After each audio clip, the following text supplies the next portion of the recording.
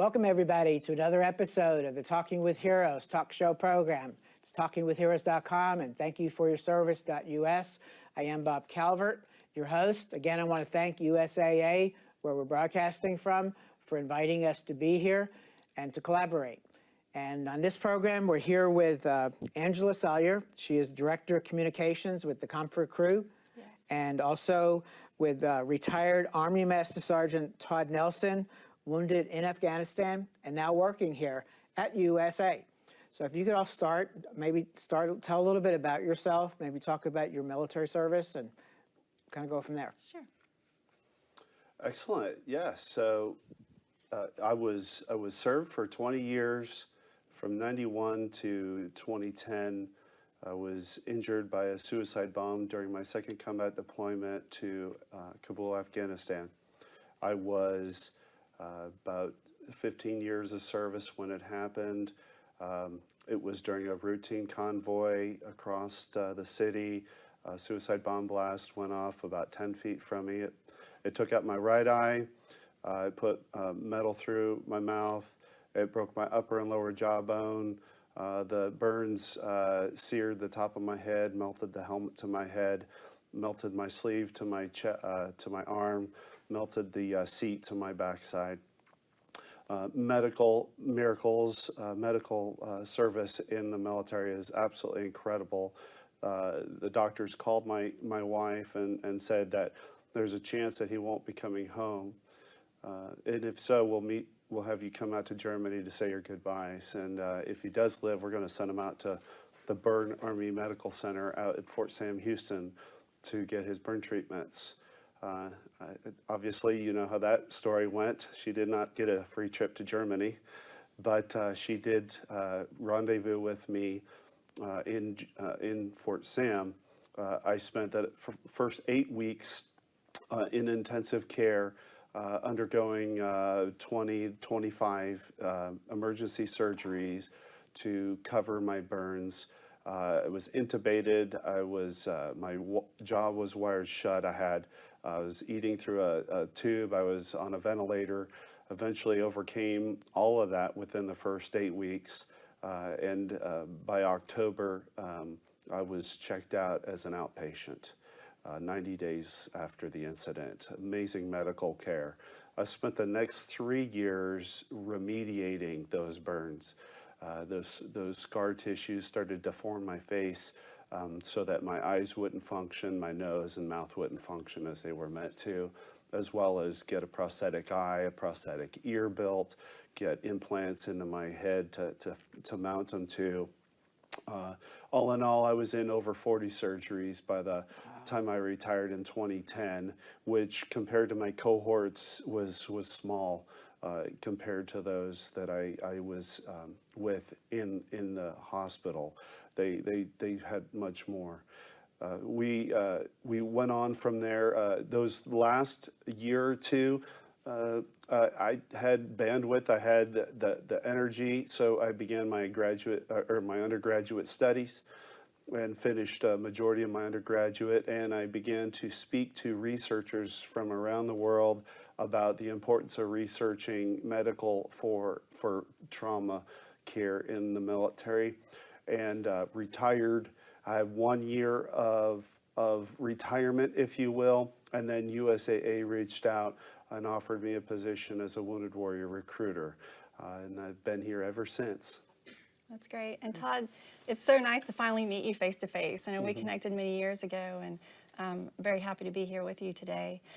But back in 2007, your life changed instantly, but it also changed for your family. Can you tell us a little bit about how they managed through that chaos and through the challenges that followed? So my children were not able to see me while I was in the ICU, and they were living with their mother in Colorado. So the decision was made that they would not be able to come down while I was in the ICU because they couldn't. You had to be 18 or older, and they were only, I believe, 9 and 13 years old at the time. The 13-year-old, it was traumatically impactful. She did not understand what happened it was very difficult for her. She took a number of years to recover. She says that it took her 2 years of complete chaos. She doesn't remember them. Almost got expelled from school, checked out socially, and she's been about 2 years behind developmentally since then, and it's been several years. She's had a lot of physical therapy and help through that, and she's just never quite been the same. The 9-year-old was young enough where it didn't impact her as much. She didn't realize what was going on, and it was just a very, very difficult time for them. Sure, for the whole family. Yes. Looking back now, are there, what kind of support do you feel could have helped them during some of those more difficult times? Well, in the midst of the chaos, the family was on their own to make decisions about what to do about it.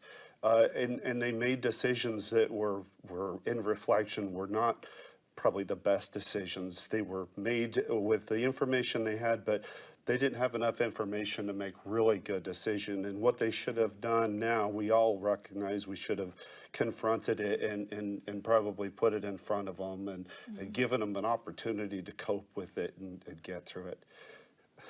Yeah. But we didn't have that opportunity. Yeah, well, thank you for sharing that.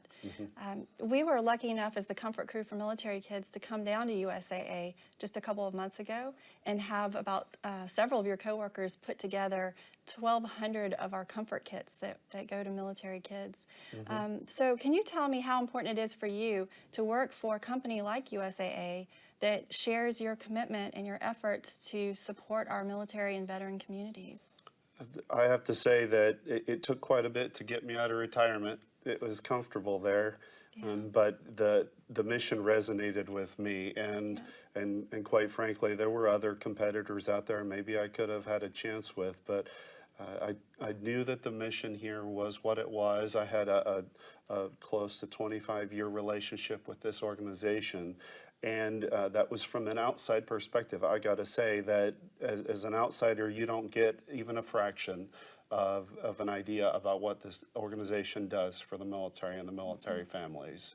It is a phenomenal place to work, and it's a phenomenal mission to be a part of. It is. It is. Great. I appreciate you sharing all that. One of the things that we talk a lot about with R4 Alliance and all that is the collaborating between individuals, between organizations, for-profits, nonprofits. Talk about collaboration from your perspective, both of you, really. So I have to say that I've had the opportunity to support our community relations department and see the amount of effort that goes in that this company partakes in. While I was in human resources, we joined with so many organizations. This organization is very aware of partnering with organizations like Comfort Crew. Sure. I think for us, Todd just recently joined us as a distinguished supporter as we celebrate 10 years. And just being able to have him share his story and what his family went through, and that means a lot to us. And to be able to help all of those kids out there dealing with similar situations. So thank you so much for sharing. Absolutely. It's a privilege. So how can people find out more about your story, your life? I know you have some websites. Absolutely, yes. It was apparent through the speaking engagements that I began with the Department of Defense that there was an interest in perspective that I was able to give to trauma and recovery and resilience. And so I, through the partnership of some very special people, built inspiringsoldier.com. I won't spell it, www.inspiringsoldier.com. And there you have the opportunity to read my story and, most importantly, my family's story, because they will talk in length about their challenges. You can even go in there and see my wife's day-to-day journal about what it's like to have your service member come home injured. Yeah, that was amazing to read, where you have your family there sharing their stories, because a lot of people don't realize that family, they're serving too. in They your are case, truly the severely- heroes. yeah, They are truly the heroes in Yeah. this story, in my story. Absolutely. Talk a little bit about, maybe a little bit more about what you do here at USA. Absolutely. I am privileged to be part of the Chief Operating Officer's staff, where I've been assigned to help develop products that continue to provide the highest quality service and products that the military community could possibly have. And it's a privilege to be on these teams that are just amazingly talented and amazingly gifted, and to just be amongst, on the shoulders of giants, if you will, is what it's like to work here in the mission that we serve. So you're talking about financial service type products? Boy, you would, Yeah. yes, it is financial service products, but it's more than just that. USAA is holistic. We believe in the member. We believe in them holistically. We use financial services to deliver that, but we believe in them as people and as patriots. Right. As a combat veteran, it must be really neat to be working with so many other veterans, right? Yes, it is. It is. About every third or fourth person that I'm in touch with has either served or has been a spouse of somebody that served.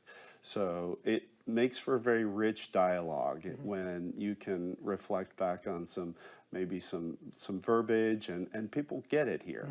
And that's very comforting and reassuring that your experience is valued here. Thank you very much, and it means a lot to us for you to share that story, and especially about your family. Absolutely. It's a privilege. Great. So anything more you'd like to say, maybe to veterans out there watching right now, military families, anything more you'd like to share with them, with the American people? Absolutely. You are limited only by your imagination. You can accomplish anything. If I have been anything to this world, I aspire to demonstrate that you're only limited by your own imagination on what you can achieve. I do not do it for my own credit. I do it so that others can see that they are the only limitations to themselves. And if I can get that message across to as many people as I can, then I will feel like that this was all worth it. And you do that through your speaking, right? Absolutely. That is the intention and what I have received as feedback, the outcome of my speaking. Great. And for people that maybe would like to have you come out speak, your website is, again? Absolutely. www.inspiringsoldier.com. There's a page on there that talks about some of the logistics, and you can put in your request there. And Sarah, sweet Sarah, my wife, gets an opportunity to help me kind of get through those and prioritize those in my schedule. Great. Well, thank you for your service and your family for their service. Would you like to look at the camera and give a shout out to our troops? Absolutely. Keep the torch lit. That's all I'm going to say. Angela? Yes, any opportunity. Thank you very much for your service and for the service of your families. From the Comfort Crew, we're with you all the way. And for me personally, and Talking with Heroes, thank you for your service to our country.